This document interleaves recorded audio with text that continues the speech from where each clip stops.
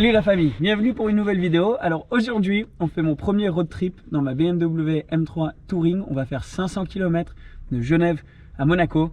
D'abord, il faut mettre les valises dans la voiture. J'ai pas vraiment beaucoup de sacs, donc ça va être très simple. Le sac que m'ont offert BMW Nice Premium Motors, qui va avec la voiture bien.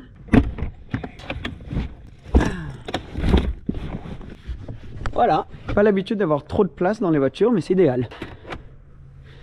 Voilà.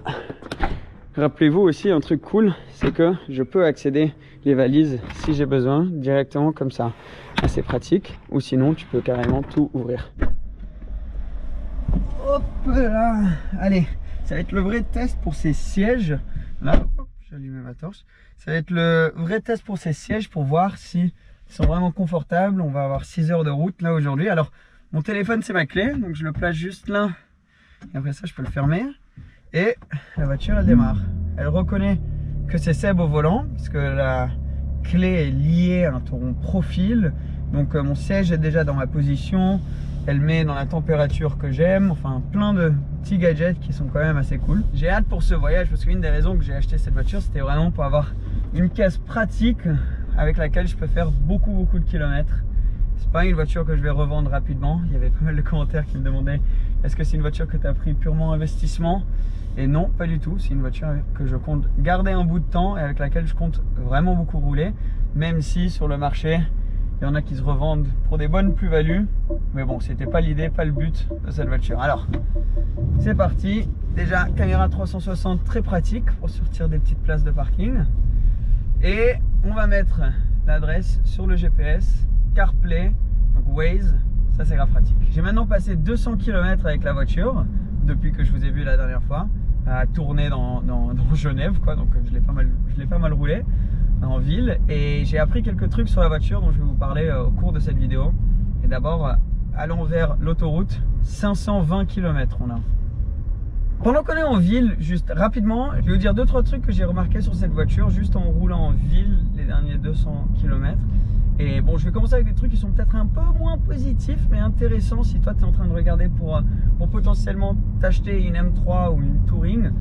Parce que bon, je l'ai dit maintenant parce que le reste de la vidéo je pense que ça va être que du positif. C'est des petits trucs hein. La suspension est quand même un peu plus dure et raide que ce que je pensais. Bon, après c'est une M3, c'est pas une voiture que tu achètes pour avoir une suspension super souple.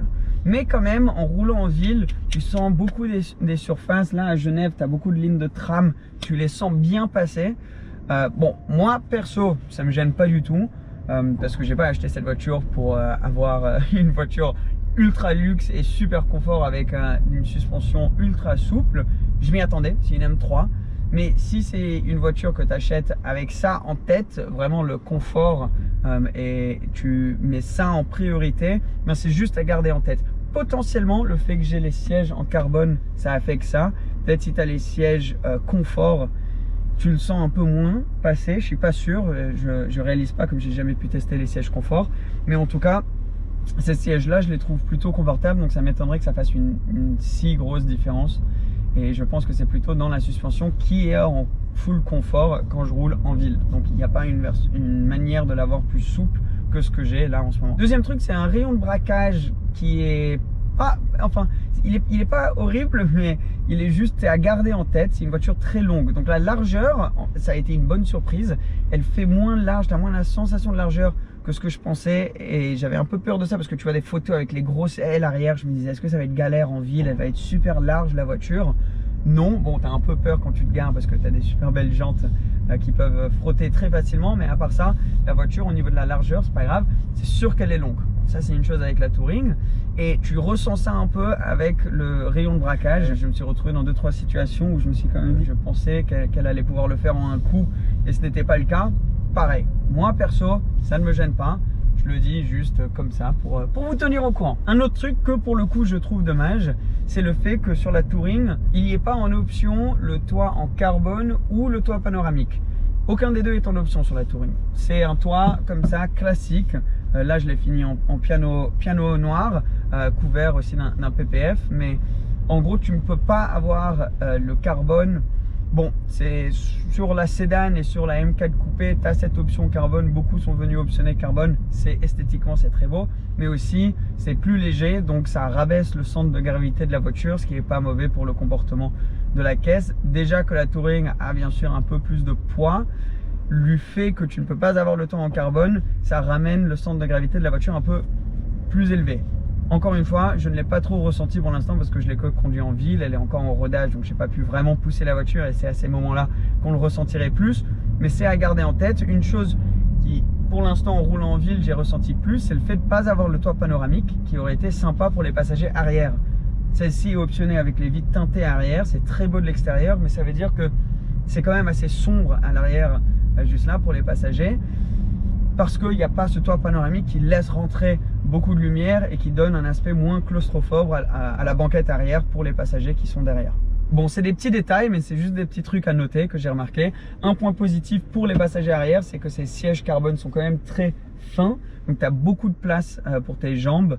Donc, au niveau de l'espace à l'arrière, c'est pas si grave. C'est juste plus la luminosité, que c'est un peu sombre quand même. Mais est-ce que c'est très grave? Je sais pas.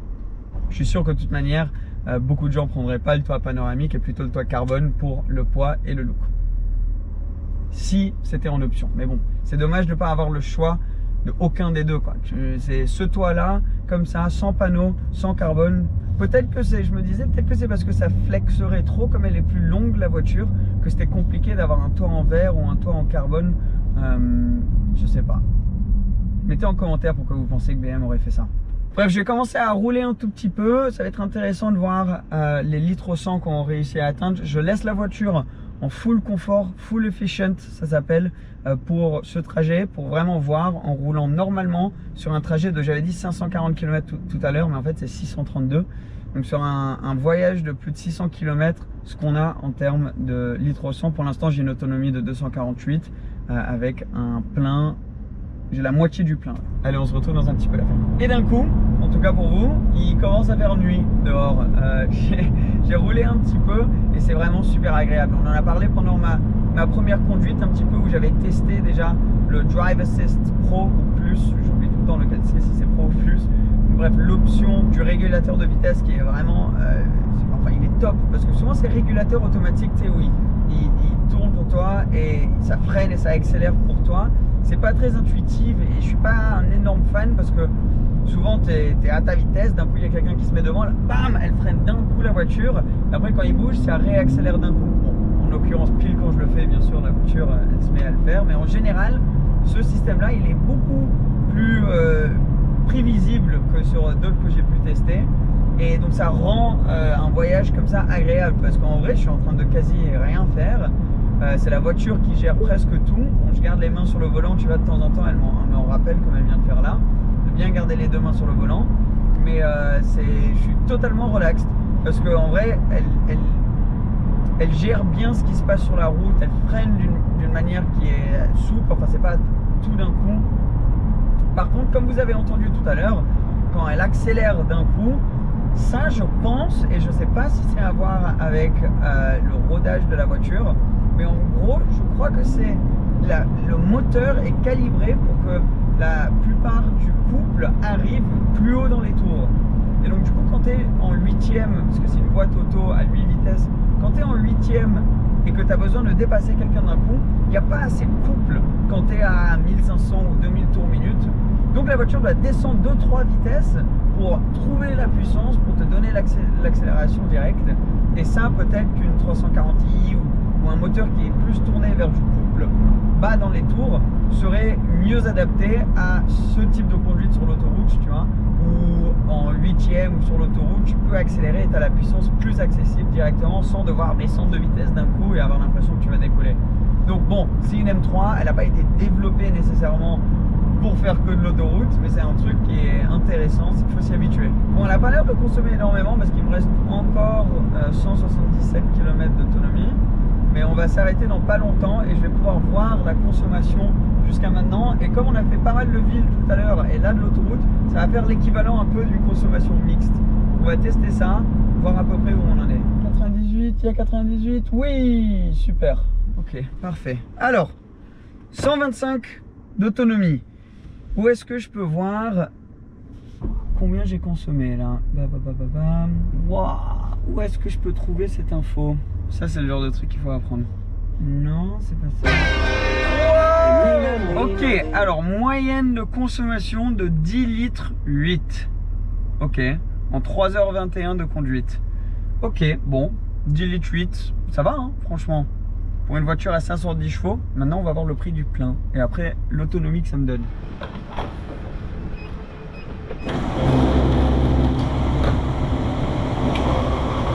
Bon ben c'est exactement pareil que sur ma première conduite, 105 €. Bon voilà, ça ressemble à peu près à ça quand on rentre dans la voiture. Hop là, on va se remettre sur le GPS. Vous pouvez sûrement voir mon affichage devant, l'affichage tête haute là. Je vais me mettre sport et vous allez voir que ça change. Et là c'est où on peut commencer à s'amuser un peu. Tu sais quoi, on va se mettre en M1. Tout devient plus sportif.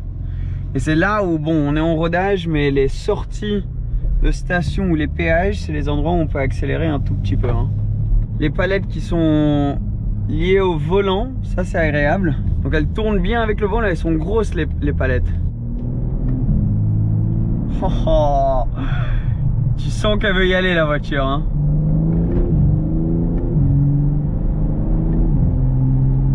Tu peux sentir directement que la boîte là est dans son mode le plus réactif. Et franchement c'est super agréable. Si tu as envie de voir comment j'ai setup mon bouton M1 et M2, c'est dans ma vidéo de la première conduite avec cette voiture. Allez, petite accélération.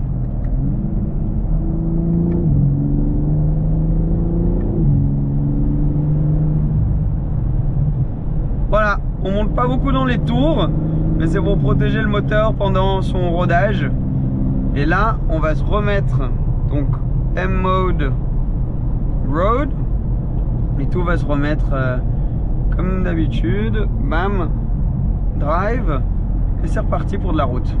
On remet le régulateur et c'est la voiture qui s'occupe du reste. Encore 400 km la famille. C'est parti. Ah oui, j'ai aussi zappé de vous dire que du coup avec le plein, j'ai 600 km d'autonomie. Donc voilà, 600 km d'autonomie, 105 €. Il me restait encore 120 km d'autonomie avant que j'ai fait le plein. Dites-moi ce que vous en pensez en commentaire. Conclusion sur ces sièges, après 5 heures de route, on n'est pas très loin maintenant, ils sont super confortables. Franchement, les baquets d'habitude, au bout de... Moi j'ai vraiment un dos qui est assez sensible à ça, au bout de 1 heure, 1 heure et demie, je commence à avoir quand même des courbatures dans le dos. Et là je me suis arrêté qu'une seule fois et franchement, ça va très bien. En plus il se chauffe, genre j'ai l'impression que quand il commence à faire un peu froid dans la cabine, ça rallume un tout petit peu ton siège chauffé. Et après ça l'éteint quand tu as atteint la température. Et pareil avec le système de clim, c'est juste tout est très fluide. En vrai, il y a plein de choses qui se passent sans trop que tu le remarques. C'est super bien fait. Donc t'es pas en train de recevoir de l'air chaud comme ça dans le visage toutes les 5 minutes dès que la voiture se réveille, on va un peu chauffer un peu la cabine. C'est très fluide la manière que c'est fait.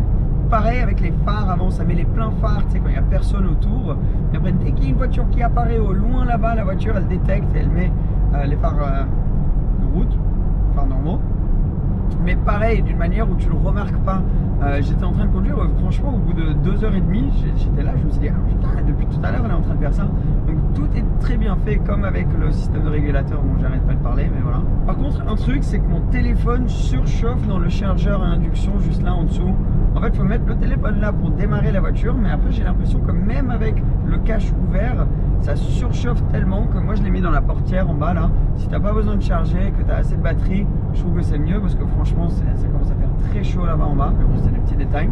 Un truc cool, pour le temps inutile mais cool, c'est que les lumières ambiantes de l'intérieur de la cabine clignotent quand tu as un appel. Tu as un petit bruit de moteur, bon là j'ai ralenti un petit peu, mais surtout à 130 que tu remarques quand même. Bon, moi j'aime bien ça, mais peut-être qu'il y a des personnes qui aiment moins. Si je me suis dit, c'est peut-être dû au fait que tu as cet effet un peu boombox avec la Touring, avec l'arrière de la Touring.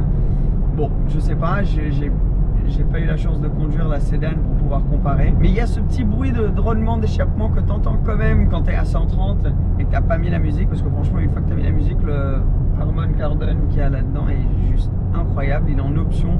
Je sais pas comment est celui de base, je suis sûr qu'il est très bien, mais celui-là il est vraiment exceptionnel. Un des meilleurs systèmes audio que j'ai entendu. Donc Si t'hésites de le prendre, franchement, je le conseille. Et voilà, quelques petites remarques juste avant qu'on arrive à la maison. De retour où on a commencé, les gars, M3 Touring. Super voiture pour faire ce genre de voyage. Moi, je vais aller dormir, je vais aller manger maintenant.